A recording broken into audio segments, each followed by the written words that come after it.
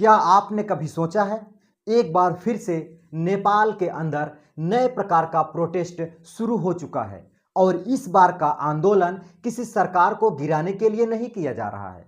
इस बार का आंदोलन हिंदू मुस्लिम के बीच में हो रहा है। कुछ सनातनियों की तरफ से मुसलमानों की मस्जिद में आग लगा दी गई और बाद में उसी मस्जिद के ऊपर भगवा झंडा लहरा दिया गया। यहां तक कि कुछ हिंदुओं की तरफ से ऐसे गांवों को चुना गया जो पूरे तरीके से मुसलमानों के गांव थे और उन गांव के घरों के अंदर आग लगा दी, उनकी दुकानों के अंदर आग लगा दी, उनके वाहन को पूरी तरीके से जला दिया गया। अब यहां पर नए प्रकार के नारे की गूंज सुनाई दे रही है कि हमें एक बार फिर से नेपाल को हिंदू राष्ट्र बनाना है और नेपाल के मुसलमानों को मुक्त बनाना है और नेपाल के मुसलमान मुक्त तभी बनेगा जब हिंदू राष्ट्र घोषित होगा। अब यहां पर सबसे बड़ा सवाल यह भी निकल के आता है कि क्या नेपाल कभी हिंदू राष्ट्र हुआ करता था, और अगर यह हिंदू राष्ट्र हुआ करता था तो इसमें धर्मनिरपेक्ष क्यों बन गया। हिंदू राष्ट्र बनाने के बावजूद भी यहां किसी भी व्यक्ति की सत्ता 2 साल से ज्यादा क्यों नहीं चल पाई। कई सारे वजह के बारे में आज के इस वीडियो में हम चर्चा करने वाले हैं और साथ ही हम यह भी जानेंगे कि यह नए प्रकार का जो आंदोलन शुरू हुआ है वह कहां हुआ और कौन कौन सी घटना अभी तक अंजाम दी जा चुकी हैं।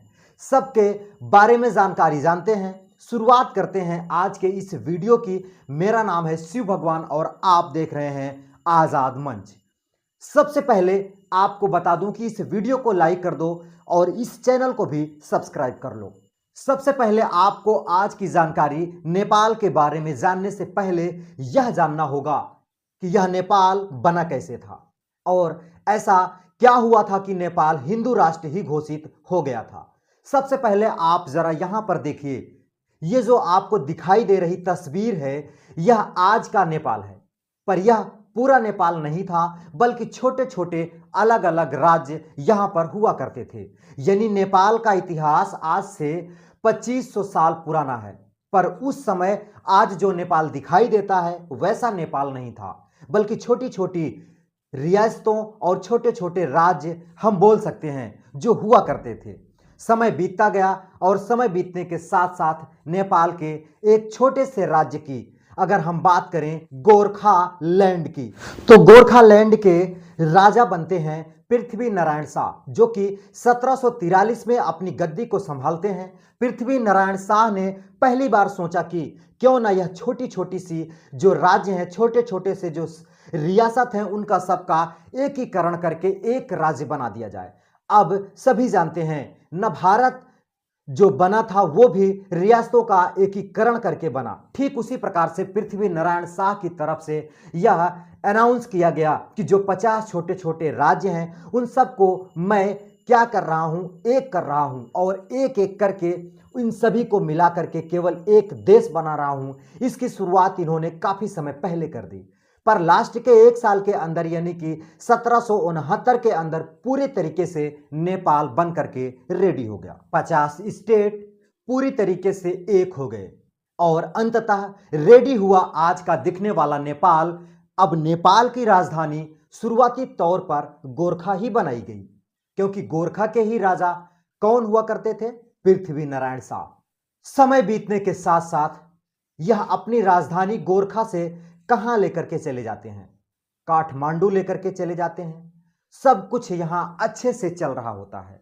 अब सवाल यह आता है कि भारत जो अंग्रेजों का गुलाम था, भारत से अंग्रेज जा रहे थे, रियासतों का एकीकरण जरूरी हो गया। अगर रियासतों का एकीकरण नहीं होता तो छोटे छोटे से कई सारे देश बन गए होते। आखिरकार नेपाल को एक करने की जरूरत कहां पड़ गई थी, इसके पीछे का भी जवाब दिया है नारायण शाह की तरफ से। इसके पीछे का जवाब है, यह आपको दिखाई दे रहा है नेपाल, जहां छोटे छोटे से 50 राज्य हुआ करते थे। नारायण शाह यहां के राजा थे और उन्होंने देखा कि भाई साहब, एक तरफ चीन जो लगातार तिब्बत के ऊपर अपना प्रभाव बना रहा है और एक तरफ अगर हम अंग्रेजों की बात करते हैं तो वो भारत को लगातार गुलामी की जंजीरों में जकड़ रहा है।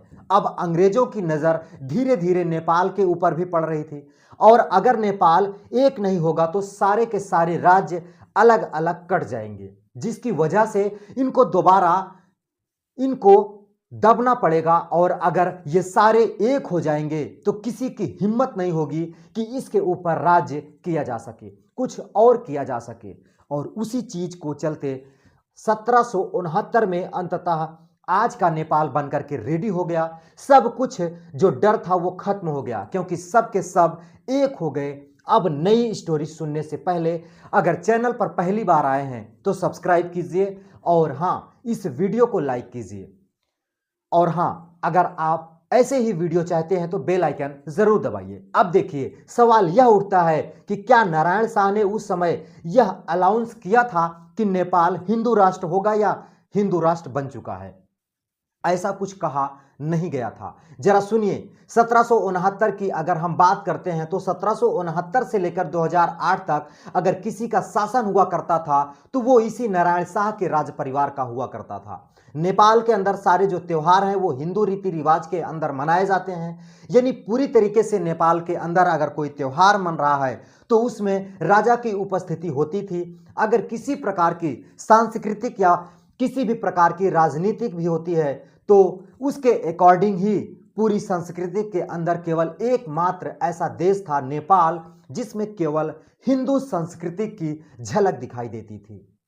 अब बात करते हैं पृथ्वी नारायण शाह की तरफ से भी यह बात कई बार बोली गई थी कि मैं हिंदू राजा हूं, इसीलिए हिंदुत्व का यहां पर बढ़ावा दूंगा और हिंदुत्व की पहचान भी यही है। इसीलिए आप इस बात को स्वीकार कर लीजिए कि यह एक हिंदू राष्ट्र है। यानी अगर हम 1769 से 2008 तक की बात कर लें तो ये 240 तक नेपाल क्या रहा, हिंदू राष्ट्र बनकर रहा। और 240 साल के बाद अंततः यह घोषित हुआ कि नेपाल आखिरी देश था दुनिया का जो हिंदू राष्ट्र था। अब यह हिंदू राष्ट्र नहीं है, और अब यह क्या है, एक धर्मनिरपेक्ष राष्ट्र है। अब सवाल यह उठ रहा है कि जब उस समय से यानी कि 1769 से लेकर 2008 तक यहां पर बहुत अच्छे से राजशाही परिवार का शासन हुआ करता था, तो आखिर 2008 में ऐसा क्या हुआ कि सब कुछ बदल गया? तो जरा सुनिए, 2008 में ऐसा कुछ नहीं हुआ, बल्कि इस कहानी ने 1990 से ही शुरुआती ले चुकी थी। और 1990 के अंदर नेपाल के अंदर रहने वाले माओवादी संगठन और कुछ लोगों की तरफ से यह स्टेटमेंट दिया जाने लगा कि अब हमें नेपाल के अंदर राजशाही शासन नहीं चाहिए, हम नेपाल को एक लोकतांत्रिक देश बनाना चाहते हैं। जैसे नेपाल के आस पड़ोस के देश हैं, जैसे इनकी नजर गई चाइना की तरफ, तो चाइना के अंदर राष्ट्रपति, प्रधानमंत्री, इन सब को दिखाई दिया जा रहा था। और भारत की तरफ भी अगर हम बात करें तो भारत में जब नजर आ रही है तो भारत भी लोकतांत्रिक देश बन चुका था। भारत का टुकड़ा होकर पाकिस्तान बना तो वो भी एक इस्लामिक राष्ट्र बन गया, पर वहां भी प्रधानमंत्री और राष्ट्रपति का चुनाव होता है। अब एक नए प्रकार की डिमांड नेपाल के अंदर शुरू हो गई थी कि राजशाही शासन नहीं चाहिए तो ठीक है, पर पूरी शक्ति उनके हाथों में नहीं होनी चाहिए। हमारे देश के भी आगे बढ़ना चाहिए और हमारे देश के अंदर भी लोकतंत्र स्थापित होना चाहिए, ताकि हम भी वोट कर सकें और यह डिसाइड कर सकें कि इस नेपाल को अब कौन चाहिए।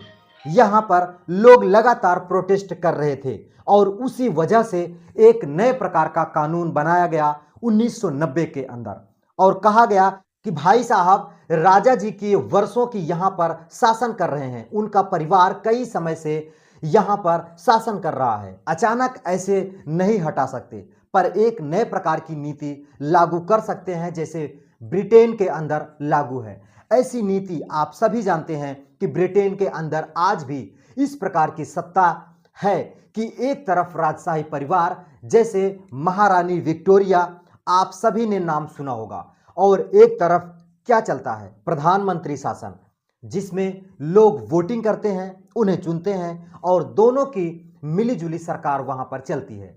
ठीक इसी प्रकार की सरकार 1990 में कहां बन गई?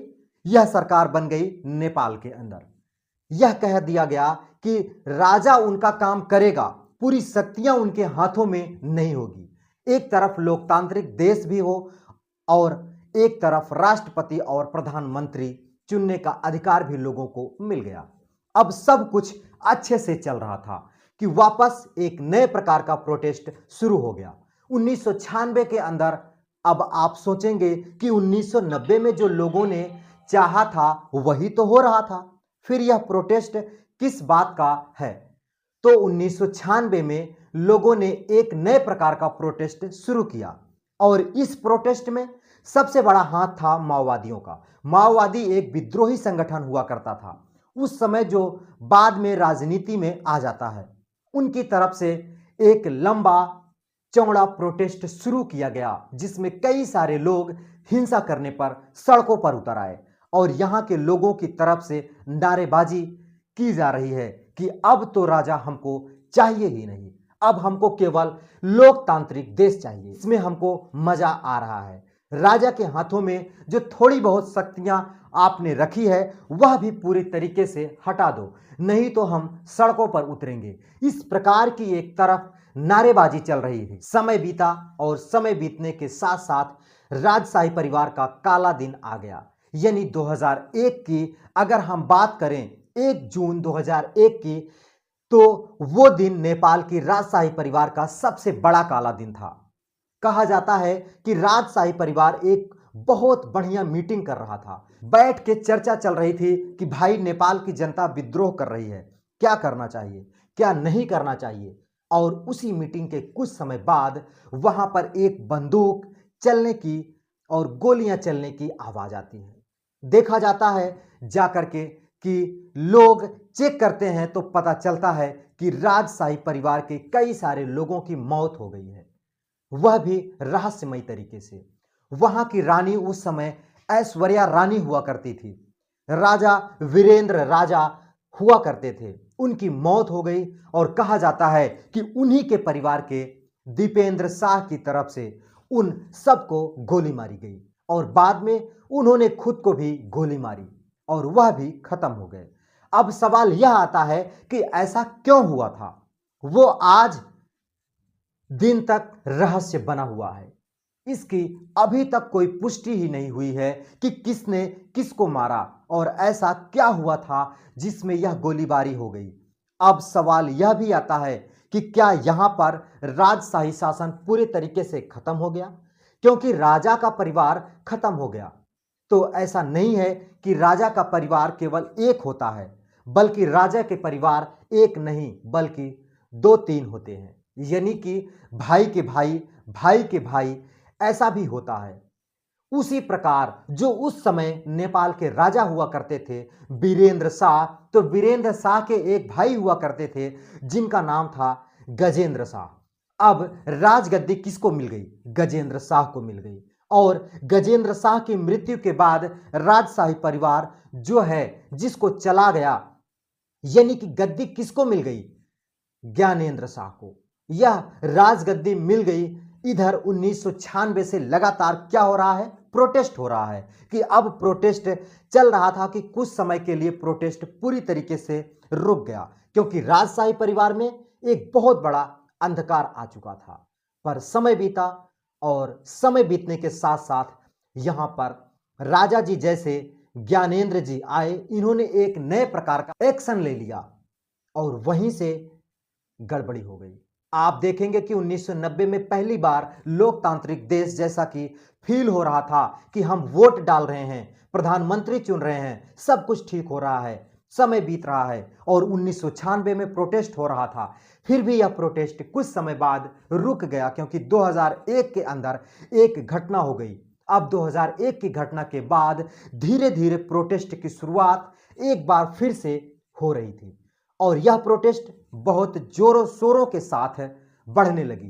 तो इधर ज्ञानेंद्र शाह को ऐसा फील हो रहा था कि कहीं लोगों को, लोकतांत्रिक देश को, लोकतांत्रिक चीजें जो हो रही हैं वो समय में नहीं आ रही हैं। यानी लोग तो मांग रहे थे कि राजशाही शासन पूरे तरीके से खत्म करो और राजा जी को यहां लगा कि लोगों को समझ नहीं आ रहा है कि लोकतांत्रिक पूरी तरीके से खत्म कर देना चाहिए। यानी इस लोकतंत्र की वजह से लोग परेशान हो रहे थे और उसी समय ज्ञानेंद्र शाह की तरफ से एक लंबा चौड़ा स्टेटमेंट दिया गया। पहला स्टेटमेंट, इन्होंने कहा कि जो नए प्रकार की सांसद बनी है उसका भंग कर दिया जाए, पहली बात। दूसरा, जो प्रधानमंत्री हैं इनको पद से हटाओ। और तीसरा, जितने भी नेता हैं सबको उठा करके जेल में डालो। चौथा, मीडिया को यहां बात पूरी तरीके से कवर ना करने दो, क्योंकि इलेक्ट्रॉनिक मीडिया तो चलती ही है, उसको कवर ना करने दो। और जितना सरकार के समर्थन में बोल रहे हैं उनको पूरी तरीके से जेल में डाल दो। अब यह बहुत बड़ी गलती करी थी राजा ने यहां पर, और जैसे किस प्रकार की चीजें उन्होंने 2005 के अंदर करी, और उसी बात को लेकर के नेपाल के लोगों में इतना ज्यादा गुस्सा बढ़ा कि उन्होंने एक नए प्रकार का आह्वान कर दिया। 2006 के अंदर एक नए प्रकार का आंदोलन शुरू हुआ, जो कि आज दिन तक नेपाल के इतिहास का सबसे बड़ा आंदोलन है। 7 अप्रैल 2006 की सुबह काठमांडू में और आसपास के क्षेत्रों में एक लंबा चौड़ा प्रोटेस्ट शुरू हुआ। देखते ही देखते यह प्रोटेस्ट पूरी तरीके से पूरे नेपाल के अंदर फैल गया। 3 सप्ताह तक बड़े लंबे चौड़े तरीके से यहां पर विरोध चलता रहा। अंततः नेपाल की महाराजा ज्ञानेंद्र जी को समझ आया कि जनता मुझसे बहुत ज्यादा नाराज है, और हां, 3 सप्ताह के बाद ये जनता के समक्ष आते हैं और झुक जाते हैं। 24 अप्रैल 2006 को यह बोलते हैं कि ठीक है, आपकी क्या मांगे हैं ऐसी जो मैं पूरी ना कर पाया हूं, मुझे जरा बताइए। तो यहां लोगों ने जो प्रोटेस्ट किया था उसमें सबसे पहली मांग थी कि सांसद जो भंग किया गया है संसद को फिर से बहाल करो। जिन नेताओं को अरेस्ट किया गया है उन नेताओं को एक बार फिर से छोड़ो, और लोकतांत्रिक देश जिसको आपने भंग कर दिया, एक बार फिर से लोकतांत्रिक देश से काम होगा। आज से यह अनाउंस कर दो कि राज्य सत्ता तो पूरी तरीके से खत्म होगी, एक छोटी सी शक्ति भी आपके हाथों में नहीं रह जाएगी। इस प्रकार का स्टेटमेंट देने के बाद राजा ने बोला ठीक है, जैसा लोगों को अच्छा लग रहा है वैसा ही किया जाए। और अंततः 2006 के अंदर राजशाही परिवार ने अपनी गद्दी को पूरी तरीके से त्याग दिया। 2006 में त्याग, 2006 के बाद 2008 तक वो देखते रहे कि कोई तो लोग राजा की नजर से देखेगा, पर 2 साल में लोगों ने पूरी तरीके से गणराज्य की तरफ चले गए, संविधान की तरफ चले गए, लोकतांत्रिक चीजों की तरफ चले गए। किसी का ध्यान एक बार फिर से राजशाही शासन की तरफ नहीं आ रहा था। और अंततः 2008 के अंदर राजा जी को यह आदेश दिया गया कि नारायण हिटी वाला जो महल है, नारायण हिटी महल, जो उसे आप पूरी तरीके से खाली कर दीजिए। और राजा जी वहां से राजमहल खाली करवा दिया गया, और वो राजमहल आज नेपाल के अंदर म्यूजियम बना हुआ है। और आज नेपाल के राजा, उसकी जो पीढ़ी चल रही है वह पूरी तरीके से सामान्य जिंदगी जीती है। आम लोगों के पास में बैठकर हंसी मजाक करते हैं, बातचीत करते हैं। राजशाही शासन पूरी तरीके से एंड हो गया था। अब राजशाही शासन जो खत्म हो गया, वहां पर लोकतांत्रिक राज्य की शुरुआत हुई। अंततः 10 सालों तक जो संघर्ष चल रहा था कि राजशाही शासन खत्म हो, पड़ोसी देशों के जैसे लोकतांत्रिक देश हम बने, राज्यगण हमारे बने, तो 10 साल बाद नेपाल के अंदर यह जो समय पर गृह युद्ध चल रहा था वो खत्म हो गया।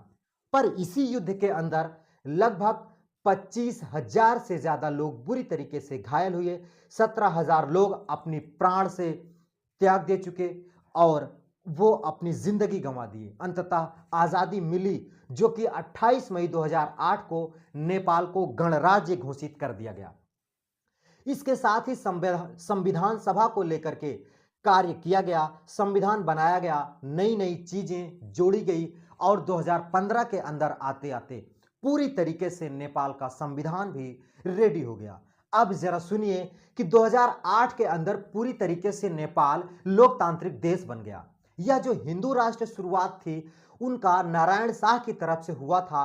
ज्ञानेंद्र शाह गद्दी से हटाए जाने के बाद 2008 में पूरे के पूरे 240 साल बाद अब यह क्या हो गया कि एक लोकतांत्रिक देश बन गया। हिंदू राष्ट्र खत्म, लोकतांत्रिक देश की शुरुआत हुई। और लोकतांत्रिक देश यानी कि धर्मनिरपेक्ष देश, और धर्मनिरपेक्ष देश का अर्थ होता है नेपाल अब केवल हिंदुओं का देश नहीं, बल्कि यहाँ हर कोई निवास कर सकता है, हर किसी वर्ग के व्यक्ति निवास कर सकते हैं, और यह बन गया लोकतांत्रिक देश। 2008 के अंदर नेपाल के अंदर सत्ता बदली। 2008 से लेकर 2026 तक की अगर हम बात करें तो अब तक 14 से 15 प्रधानमंत्री चेंज हो चुके हैं, और एक सत्ता 1.5 से 2 साल से ज्यादा नहीं चली है। किसी की सत्ता लंबे समय तक चली ही नहीं। जो कि पहली बार जो सत्ता बनी थी 2008 में, वो माओवादियों की बनी थी, और यह सत्ता पूरी तरीके से नहीं आई बहुमत में। तो यह भी संगठन बन करके यानी गठबंधन में सरकार बनी थी। नेपाल के अंदर आज दिन तक जितनी भी सरकारें बनी हैं वो पूर्ण बहुमत के साथ नहीं बन पाई, वह सब गठबंधन की सरकारें। और गठबंधन आप अच्छे से जानते हैं कि 1-2 दिन भी इधर उधर हुआ तो उसकी सत्ता भंग हो जाती है। 14 से 15 प्रधानमंत्री चेंज हो चुके हैं, और आज नेपाल के लोगों को जैसे लग रहा है कि वैसे नेपाल नहीं बन पाया। अब आप जरा यहाँ पर आंकड़ा देखिए कि इसके बाद भी हम आज की घटना पर चलेंगे। आज नेपाल में जो हो रहा है वो देखिए कि नेपाल में रिलीजन पूरे रेशियो से 81% यहाँ पर हिंदू निवास करते हैं। बुद्धिस्ट की बात करें तो 9%, अगर मुसलमान की बात करें तो 4.4%, यानी दूसरे धर्म के लोग राजा महाराजा के समय में भी हुआ करते थे, केवल मुसलमानों को छोड़कर। और अब यहाँ पर मुसलमानों की संख्या लगातार बढ़ती हुई दिखाई दे रही है, जिस बात की लेकर के बुरी तरीके से परेशान नेपाल सनातनी यानी हिंदू धर्म के लोग अब वो चाहते हैं कि ये जो संख्या इतनी यहाँ पर बढ़ी है उसको दिक्कत हो रही है, इसको पहले नेपाल को मुसलमान मुक्त बनाने की शुरुआत कर दी जाए। कल से हम हमारे देश के अंदर ही यह ना कह पाएं कि हमें एक बार फिर से हिंदू राष्ट्र बनाना है, क्योंकि आज अगर हम भारत की बात करें तो भारत को हिंदू राष्ट्र बनाना, इनकी जनसंख्या बढ़ चुकी है, और एक नहीं बल्कि कई सारे वर्गों की जनसंख्या बढ़ चुकी है। तो इसके लिए भी एक अलग लड़ाई लड़ी जानी होगी, तभी यह हिंदू राष्ट्र बन पाएगा। और नेपाल के लोग अभी से समझ रहे हैं, इसके लिए इसकी शुरुआत हो चुकी है। अब आज की घटना की हम बात करें कि नेपाल के अंदर जो प्रोटेस्ट चल रहा है उसके पीछे की क्या क्या वजह है, यह आप जरा देखिए। यह आपको दिखाई दे रहा है हमारे देश का मैप। हमारे देश के मैप में अगर हम इस तरफ चलेंगे तो यह आपको जो दिखाई दे रहा है नेपाल। नेपाल में अगर हम इस तरफ चलेंगे तो यह आपको बॉर्डर दिखाई दे रहा है, बिहार बॉर्डर।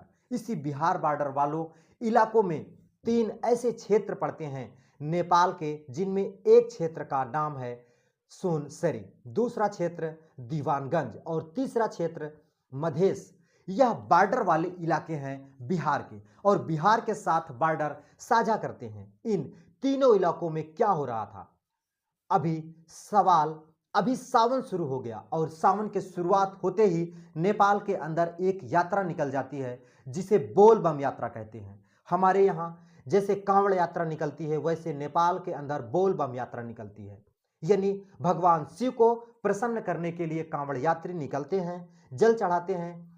ठीक है, इसी प्रकार की यहां पर शुरुआत हुई। बहुत ज्यादा लाउड में यहां साउंड बजाए जा रहे थे। भगवान महादेव की यहां भी भक्ति झूम के हो रही थी, बहुत सारे भक्त, बहुत सारी चीजें हो रही थी। और इस बात को लेकर ये जो 3 क्षेत्र मैंने बताए, इन तीनों क्षेत्रों में रहने वाले मुसलमानों को दिक्कत हो रही थी। आप लाउड स्पीकर पे बहुत जोर से इसको बजा रहे हो, हमें बहुत दिक्कत हो रही है, क्योंकि हमारे कानों तक इस प्रकार के भजन सुनाई दे रहे हैं जो कि हमारे लिए हराम है, हम नहीं सुन सकते। और इसी बात को लेकर एक तनाव शुरू हुआ। पहले तनाव हुआ कि यह तनाव थोड़ी ही टाइम में झगड़े में शुरू हो गया, और यह झगड़ा फिर पत्थरबाजी में शुरू हुआ, और देखते ही देखते कुछ ही समय में दोनों के दोनों वर्ग के कई सारे लोग इकट्ठा हो गए। यानी एक तरफ कई सारे मुसलमान इकट्ठा हो गए और एक तरफ कई सारे हिंदू यहां पर इकट्ठा हो गए। जब इनकी भीड़ लगातार बढ़ती गई तो प्रशासन ने इनका तनाव रोकने के लिए यहां पर पुलिस को भेजा। और जब यहां पर पुलिस आई और पुलिस ने जाकर के देखा कि इनका तनाव बढ़ रहा है, पत्थरबाजी हो रही है, तो उन्हें रोकने के लिए आंसू गैस गोले बरसा दिए गए। फिर भी यह तनाव रुकने का नाम नहीं ले रहा था और इसी वजह से पुलिस ने यहां पर फायरिंग करी और फायरिंग के दौरान 2 लोगों की मौत भी हो गई और एक व्यक्ति की मौत के थोड़े ही समय बाद हो गई। यानी अब तक केवल 3 लोगों की मौत हुई और 26 से ज्यादा लोग बुरी तरीके से घायल हो गए। अब हिंदुओं में आक्रोश इतना बुरी तरीके से बढ़ गया कि हमारे देश यानी कि हमारे देश के अंदर हम किस प्रकार से लाउड स्पीकर पर डांस करेंगे, झूमेंगे, गाएंगे, कुछ भी करेंगे, यह कौन है हमें बताने के लिए। और इसी प्रकार की बातों को लेकर के गुस्सा इतना बढ़ गया कि कई सारे सनातनी भगवा झंडा लेकर के गुस्से में कहां घुस जाते हैं, एक मस्जिद में घुस जाते हैं और पास के एक आध 2 छोटी मस्जिद भी थी, उन मस्जिद के अंदर तोड़ फोड़ की जाती है और बाद में उस मस्जिद को जलाकर उसके ऊपर भगवा झंडा भी लहरा दिया जाता है।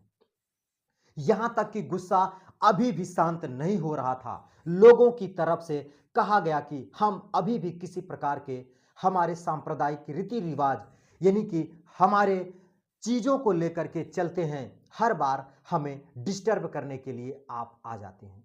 इस बार इनका इलाज बहुत ज्यादा जरूरी है और उसी बात को लेकर कुछ हिंदुओं की तरफ से ऐसे गांव को चुना गया जो पूरी तरीके से मुसलमानों का गांव था और उनके अंदर आग लगा दी गई। उस गांव के अंदर जितने भी मुस्लिम घर थे उनमें आग लगाई गई, उनके पास जो दुकानें थीं उनमें आग लगाई गई, जो गाड़ियां खड़ी थी उनको भी बुरी तरीके से आग लगा दी गई।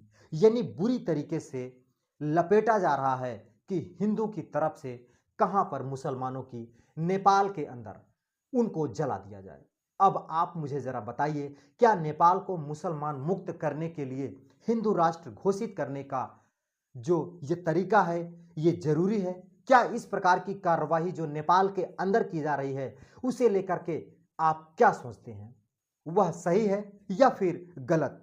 और नेपाल को जो राजशाही परिवार खत्म किया उसे लेकर आपकी क्या सोच है, वो सही किया या फिर गलत किया? नेपाल 240 साल तक जो केवल एक अंतिम राष्ट्र बनकर रह गया कि अंतिम राष्ट्र था जो हिंदू था, आज पूरी दुनिया में 57% यानी 57 मुस्लिम कंट्री हैं पर एक भी हिंदू देश नहीं है। क्या नेपाल को फिर हिंदू राष्ट्र घोषित कर देना चाहिए? ऐसे कई सारे सवाल और ऐसे कई सारे क्या मेरे पास हैं, पर आप जरूर से अपनी राय कमेंट सेक्शन में लिखिएगा और आपकी क्या राय है इस पूरे वीडियो को देखने के बाद जरूर से बताइएगा। मुझे आपके हर कमेंट का बेसब्री से इंतजार रहेगा। चैनल पर पहली बार आए हैं तो जरूर सब्सक्राइब करिएगा, वीडियो को लाइक करिएगा और हाँ, मिलते हैं किसी नेक्स्ट वीडियो में। तब तक के लिए दीजिए इजाजत। जय हिंद, जय भारत।